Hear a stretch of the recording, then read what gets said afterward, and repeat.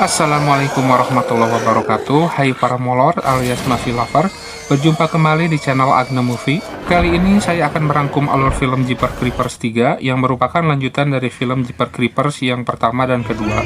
Alur film Jeepers Creepers pertama dan kedua ini adalah video dengan jumlah views terbanyak di channel Agna Movie. Untuk itulah saya akan merangkum alur film Jeepers Creepers yang ketiga ini yang pastinya lebih seru daripada Jeepers Creepers yang pertama dan kedua. Baiklah ladies and gentlemen, gadis manis keselak permen, saudara-saudari burung dara balapan lari, langsung saja kita menuju ke TKP. Film diawali dengan memperlihatkan seorang pria yang nampak berlari sambil membawa sebilah golok. Nampaknya ada sesuatu yang sedang menggajarnya. Kemudian sebuah senjata bermata pisau 4 nampak dilemparkan seseorang, namun meleset dan mengenai sebuah batang pohon. Pria itu terus saja berlari dan dari arah depan muncul sebuah mobil. Lalu dia berteriak sambil meminta tolong. Namun saat pria itu sudah berada di depan mobil, tiba-tiba ada sesuatu yang menyamar tubuhnya lalu menghilang. Dan pria yang berada di dalam mobil itu pun spontan terkejut, tak percaya pada apa yang dia lihat di depan matanya. Dia kemudian melihat ke arah langit untuk melihat kemana orang tadi menghilang. Setelah beberapa saat kemudian, golok yang dibawa orang tadi jatuh dan menancap di atas kap mobil. Setelah itu ada sepotong tangan yang juga jatuh dari atas langit. Beralih ke adegan selanjutnya, beberapa orang polisi sedang memeriksa sebuah mobil misterius. Di dalam mobil itu terdapat banyak mayat. Saat salah seorang polisi mencoba melihat ke dalam mobil itu lebih dalam lagi, tiba-tiba jeruji besi dengan ujung-ujungnya yang sangat tajam jatuh menghujam dari atas, menimpa dan menusuk tangan polisi itu sehingga dia menjerit kesakitan. Namun setelah beberapa saat kemudian, jeruji besi itu kembali membuka ke atas sehingga polisi yang tangannya tertusuk bisa dilepaskan. Setelah itu datanglah beberapa mobil polisi lainnya. Yang datang adalah seorang sheriff bernama Denny beserta timnya. Denny kemudian bertanya kepada seorang sersan polisi yang bernama Davis, berapa jumlah korban makhluk itu malam ini. Lalu sersan Davis pun menjawab, 3 orang petugas dan 1 orang tahanan sudah terbunuh, serta seorang pemuda yang dibawa terbang. Pemuda itu bernama Derry Jenner. Kemudian tiba-tiba sebuah senjata rahasia berupa semacam tombak harpun meluncur deras seperti yang ditembakkan dari arah bawah mobil truk misterius itu dan menancap pada sebuah mobil polisi. Denny mengatakan agar jangan menyentuh benda itu. Tiba-tiba tombak yang sudah menancap itu seperti ada yang menariknya kembali. Adegan pun berlanjut saat Davis dan Denny sedang berbincang. Beberapa orang polisi melapor bahwa truk itu sudah diderek dan dibawa ke gudang penyitaan. Denny bilang truk itu adalah satu-satunya sejarah dari makhluk itu, dan truk itu tak akan berhasil dibawa ke gudang penyitaan. Adegan selanjutnya, truk itu sedang diangkut menggunakan mobil derek. Kemudian sebuah laporan radio di dalam mobil derek itu mengatakan situasi sedang darurat dan bantuan sedang dikirim menuju mobil derek tersebut. Tiba-tiba sosok makhluk itu sudah berada di belakang truk derek itu. Dia lalu menebas rantai-rantai pengikat truk misterius itu dengan kapaknya, hingga truk misterius itu kini bisa dilepaskan. Lalu sopir mobil derek itu dan rekannya segera turun. Mereka hanya olohok melongo menyaksikan makhluk itu sedang berdiri di atas truk misterius miliknya, sambil menatap tajam ke arah mereka. Truk misterius itu terus saja melaju melewati mereka, sampai kini tak terlihat lagi. Tapi setelah beberapa saat, truk itu nampaknya kembali lagi. Lalu saat kedua orang itu terkesima melihat truk misterius itu kembali, tiba-tiba makhluk itu menyambar sang supir dan menindih badannya. Kemudian polisi wanita itu hanya bisa menodongkan senjatanya ke arah makhluk itu tanpa bisa berbuat apa-apa.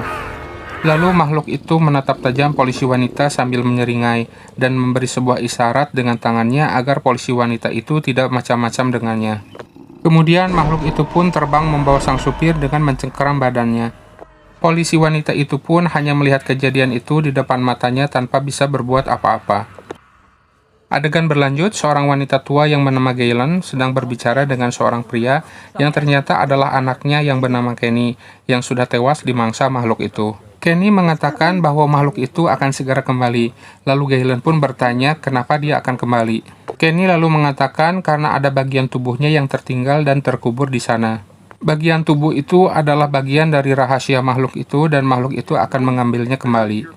Ibunya, Galen, harus sudah tidak ada di sana saat makhluk itu kembali, karena makhluk itu akan membunuh semua orang yang masih ada di sana. Kenny mengatakan jika ibunya tidak mau menyelamatkan diri, maka setidaknya dia mau menyelamatkan Edison. Beralih ke adegan lainnya, saat itu Danny didatangi anak buahnya yang membawa sebuah mobil dengan sebuah senjata mesin yang sangat besar di belakangnya. Senjata itu adalah Vulcan Cannon yang bisa menembakkan 6.000 peluru tajam kaliber 20 dalam waktu 1 menit. Senjata itu mampu menghancurkan apapun sampai hancur berkeping-keping. Beralih ke adegan lainnya, saat itu terlihat 4 orang anak muda sedang mengendarai sebuah motor trail. Kemudian mereka menemukan sebuah truk tua misterius, lalu mereka menghampiri truk itu. Truk tua misterius itu memiliki plat nomor yang jika dibaca adalah Be Eating You, yang artinya memakanmu. Salah satu dari mereka bercerita bahwa itu adalah mobilnya Jeepers Creepers, makhluk yang selalu berkelana mengendarai mobil untuk memangsa manusia. Kemudian mereka melihat-lihat mobil itu dari dekat. Salah satu dari mereka iseng mengencingi bagian depan bemper mobil tersebut. Lalu yang lainnya melempari kaca mobil tersebut dengan batu, tetapi kaca mobil itu tidak pecah. Batu yang dilempar malah mental berbalik menghantam si pelempar. Kemudian salah satu dari mereka menggedor pintu belakang mobil tersebut yang membuat pintunya terbuka. Dan nampaklah terlihat mayat-mayat yang terbungkus kain. Ketika sedang asik melihat-lihat bagian dalam truk, tiba-tiba jeruji besi truk tersebut menutup, yang mengagetkan keempat orang itu. Sehingga mereka pun yang ketakutan spontan segera kabur meninggalkan mobil tersebut. Saat mereka kabur, sebuah senjata rahasia berupa semacam tombak harpun ditembakkan dari bawah mobil tersebut. Senjata itu seakan mengejar mangsanya walaupun sudah sangat jauh, kemudian dengan tepat mengenai kaki salah seorang dari 4 pemuda itu. Lalu teman-temannya saat itu berusaha membantu melepaskan senjata tombak yang menancap tepat di betisnya. Tapi saat akan melepaskan tombaknya, tombak yang diikat ke sebuah tali itu nampak ada yang menariknya kembali. Sehingga pemuda itu terus tertarik dan mendekati mobil truk misterius itu kembali. Dan saat itu tiba-tiba makhluk itu datang lalu berdiri di atas truknya. Spontan 2 orang pemuda itu segera berlari kabur. Lalu makhluk itu mengambil senjata tombaknya dari dalam mobilnya dan membidikannya ke arah 2 pemuda yang kabur tersebut. Dan tombak itu pun melesat setelah dilemparkan, kemudian dengan tepat menembus dada 2 orang pemuda itu sekaligus. Adegan kemudian beralih, Galen nampak sedang menggali sesuatu lalu Kenny tiba-tiba datang. Kenny mencegah ibunya agar tidak menggali benda itu, tetapi ibunya bersikeras ingin mengetahui apa yang telah membunuh anaknya tersebut. Galen justru berteriak mengusir anaknya untuk segera pergi. Setelah itu, Galen nampak telah menemukan sesuatu. Adegan pun beralih kembali, makhluk itu nampak akan masuk ke dalam mobilnya. Tetapi dia melihat air kencing salah seorang pemuda tadi di bemper mobilnya. Dan makhluk itu pun terlihat sangat marah. Lalu adegan beralih ke pemuda yang mengencingi mobil makhluk itu tadi. Dia nampak sedang mengejar sebuah mobil untuk meminta bantuan. Tiba-tiba makhluk itu sudah ada di sana dan melesat menyambarnya dengan sangat cepat, hingga tinggal sepeda motornya yang jatuh ke tanah. Adegan berlanjut, Galen nampak menemukan sesuatu dari tanah yang sudah digalinya. Dan dia pun segera membawa benda tersebut dan meletakkannya di sebuah meja. Benda itu terbungkus kain usang yang sudah lapuk. Saat kain pembungkus itu dibuka, ternyata itu adalah sebuah potongan tangan yang besar dan hitam. Tangan itu nampak bergerak-gerak sendiri. Lalu Galen yang penasaran malah menyentuh potongan tangan itu. Tiba-tiba tangan itu mencengkram dengan sangat kuat tangan Galen. Bahkan tangan itu kini mengangkat tubuh Galen. Adegan pun berlanjut, Edison, cucu Galen, sedang bersama teman laki-lakinya Buddy mengendarai mobil dan nampak baru tiba di suatu tempat. Di tempat itu tampak 2 ekor kuda sedang berlari ketakutan. Kemudian mobil mereka berhenti di sebuah halaman rumah, suasana nampak sepi. Kemudian Buddy pun bertanya kemana semua orang saat ini. Lalu Buddy pun keluar dari mobil berjalan di pekarangan rumah. Tiba-tiba ada yang memanggil Buddy, lalu Buddy menghampiri sumber suara. Ternyata itu adalah seorang pria bernama Bernardi yang sedang bersembunyi di bawah kolong mobil. Bernardi mengatakan pada Buddy untuk segera mencari Sheriff dan menyuruhnya segera membawa semua orangnya ke tempat itu. Bernardi juga memperingatkan Buddy untuk waspada dan selalu melihat ke atas. Lalu Edison saat itu merasa heran saat melihat beberapa orang sedang bersembunyi di bawah kolong mobil. Kemudian Buddy segera masuk ke dalam mobil. Buddy menyuruh Edison untuk mengunci pintu mobil tersebut. Saat mereka akan pergi, mesin mobil itu tiba-tiba tidak bisa dinyalakan. Lalu Buddy menelepon Bernardi. Buddy bertanya apa yang sebenarnya sedang terjadi. Bernardi pun tidak menjawab, malah menyuruh Buddy untuk mengambil senjata di dalam lumbung. Lalu Buddy bertanya senjata untuk apa, dan Buddy bertanya kenapa orang-orang bersembunyi di bawah truk. Sebenarnya mereka bersembunyi dari apa? Bernardi mengatakan dia tidak tahu, tetapi dia melihatnya. Sesuatu telah turun dan menangkap Babalu yang membuat kuda-kuda lainnya ketakutan. Makhluk itu juga mencoba menangkap Bernardi. Lalu Buddy bertanya makhluk apa? Tiba-tiba saja Edison dan Buddy dikejutkan oleh seseorang yang berada di luar kaca jendela mobil. Pria tersebut berlumuran darah hingga memenuhi kaca mobil itu dengan darahnya. Lalu mereka tidak sadar jika di luar sana, di belakang mobil mereka, makhluk itu telah datang, menggulingkan truk yang digunakan oleh orang-orang untuk bersembunyi. Dan makhluk itu telah menangkap orang-orang yang bersembunyi di bawah truk tersebut. Buddy kemudian mencoba menghidupkan mesin mobilnya kembali, tetapi tetap tidak berhasil. Lalu tiba-tiba makhluk itu turun dari atas dan berdiri di depan pintu mobil di sisi Buddy berada. Makhluk itu nampak sedang mengendus sesuatu, lalu menatap tajam ke arah Edison dengan matanya yang melotot menakutkan. Lalu makhluk itu terbang dan kini berada di depan pintu mobil di sisi Edison berada. Makhluk itu kembali mengendus-ngendus dengan membuka tutup hidungnya yang aneh. Kemudian makhluk itu seperti mengaum dengan sangat keras yang membuat kaca mobil retak. Lalu makhluk itu memecahkan kaca mobil dan membuat mobil itu terbalik. Setelah itu, Buddy yang berada di dalam mobil baru menyadari jika makhluk itu sudah berhasil membawa Edison. Adegan pun kemudian beralih, Danny dan Davis tiba di rumah Galen. Lalu Danny memanggil-manggil nama Galen. Ternyata Galen sedang berada di teras rumah. Dia membalut tangannya yang luka karena menyentuh potongan tangan yang ia gali dari bukit sebelumnya. Lalu Danny bertanya ada apa. Galen balik bertanya pada Danny, apakah dia membawa sesuatu yang bisa membunuh makhluk itu? Lalu Galen menunjukkan sesuatu pada Danny dan Davis. Galen bilang benda tersebut ditemukan 23 tahun yang lalu oleh anaknya Kenny di malam sebelum dia terbunuh. Galen mengurung potongan tangan itu di bawah sebuah pot besar. Galen bilang dengan menyentuh tangan itu akan mengetahui asal-muasal dan jati diri makhluk itu. Tiba-tiba Davis terkejut dan berteriak saat jari potongan tangan itu nolol keluar dari dalam lubang pot. Beralih ke adegan selanjutnya memperlihatkan kondisi di dalam mobil truk si makhluk itu. Saat itu makhluk itu pergi keluar dari mobilnya. Kemudian salah satu mayat yang terbungkus tiba-tiba bangkit dan duduk. Lalu diikuti oleh mayat yang terbungkus di sebelahnya. Nampaknya kedua orang tersebut belum mati, tetapi dikira sudah mati oleh makhluk itu. Kemudian yang satunya berbicara kepada yang satunya lagi agar tetap berbaring. Dan benar saja, pintu belakang mobil tiba-tiba dibuka oleh makhluk itu. Untung saja keduanya sudah dalam posisi berbaring kembali, sehingga makhluk itu tidak menyadarinya. Makhluk itu hanya mengambil sesuatu dari dalam mobilnya, kemudian pergi. Lalu kedua orang tadi kembali berbicara. Salah satunya menyuruh agar mengambil pisau di sebelah sisi mobil untuk memotong tali yang mengikat mereka.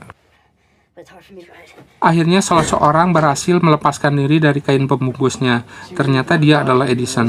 Lalu dia melepaskan satu orangnya lagi yang ternyata bernama Kirk. Salah satu dari 4 pemuda dengan motor trail yang sebelumnya kakinya ditembus tombak si makhluk. Kirk bilang makhluk itu membungkusnya saat dia pingsan. Makhluk itu terlalu terburu-buru pergi sehingga mengira dia dan Edison sudah mati. Kemudian Edison bilang bahwa dia harus segera pergi keluar. Tapi Kirk mencegah Edison karena pintu itu hanya makhluk itu yang bisa membukanya. Jika Edison yang mencoba membukanya, dia bisa terbelah karena mobil itu dipenuhi dengan jebakan. Lalu Kirk pun menyarankan mencoba keluar lewat depan, lewat pintu sebelah supir. Dan Kirk pun merangkak menuju pintu sebelah supir. Kirk tak sadar jika tepat di sebelah kepalanya ada sebuah lubang senjata rahasia makhluk itu. Dan tiba-tiba saja dari lubang itu menghujam dengan kerasnya besi tajam menyerupai tombak yang langsung menembus kepala Kirk. Dan Kirk pun kemudian kekerejetan dan tewas seketika. Edison pun sangat terkejut dan tak percaya melihat Kirk tewas tepat di depan matanya. Adegan kembali beralih ke rumah Galen. Saat itu di rumah Galen, selain Danny dan Davis juga sudah ada timnya Danny, yaitu tim khusus pemburu makhluk itu. Mereka mengeluarkan potongan tangan sang makhluk dari dalam pot ke atas meja. Galen kemudian menyuruh tim untuk berdiri di belakang Danny dan memegang badan Danny. Danny pun menyentuh tangan itu. Tiba-tiba tangan itu mencengkram tangan Danny dengan sangat kuat sampai mengangkat badan Danny. Dan Danny pun berteriak yang membuat orang-orang yang melihatnya juga panik menyaksikan hal tersebut. Adegan beralih kembali ke dalam mobil si makhluk. Edison berusaha keluar dari dalam mobil dengan menghantamkan sebuah tombak ke pintu mobil. Tetapi saat itu terdengar sang makhluk telah kembali. Sehingga Edison pun segera menutup badannya kembali dengan kain pembungkus mayat dan kembali berpura-pura telah mati. Pintu mobil itu pun dibuka. Sang makhluk membawa korbannya yang baru merasa heran melihat Kirk posisinya sudah tertusuk tombak senjata rahasianya. Adegan kembali berlanjut. Danny dan Davis mengendari sebuah mobil polisi yang kini posisinya tepat berada di belakang mobil makhluk itu. Davis yang merupakan mantan seorang penembak jitu tak menyia-nyiakan kesempatan itu. Dia lalu membidik dan menembak ban kendaraan makhluk itu. Tapi anehnya ban dan juga bodi kendaraan makhluk itu tidak mempan dengan peluru. Setiap tembakan Danny tepat mengenai sasaran, tetapi peluru selalu terpental. Lalu kemudian kendaraan makhluk itu kini melepaskan sebuah benda mirip bola dari besi. Bola besi itu ngagorolong menggelinding ke arah mobil Danny dan Davis. Tetapi Danny berhasil mengecotkan mobilnya alias bermanuver menghindari bola besi itu. Bola besi yang sudah melewati mobil Danny kini seolah mengejar mobil mereka. Davis lalu menembak bola besi itu, dan bola besi itu pun meledak dahsyat. Ternyata bola besi itu adalah senjata rahasia semacam bom. Sementara itu dari arah depan kendaraan makhluk itu muncul mobil Mickey, anggota timnya Danny. Danny pun mencoba memperingatkan Mickey lewat panggilan radio agar dia tidak menembak kendaraan makhluk itu, karena setiap tembakan akan terpental, peluru akan berbalik kembali ke penembaknya. Tapi Mickey tidak menjawab panggilan radio itu. Mickey pun menembaki truk makhluk itu secara membabi buta dengan senjata mesinnya.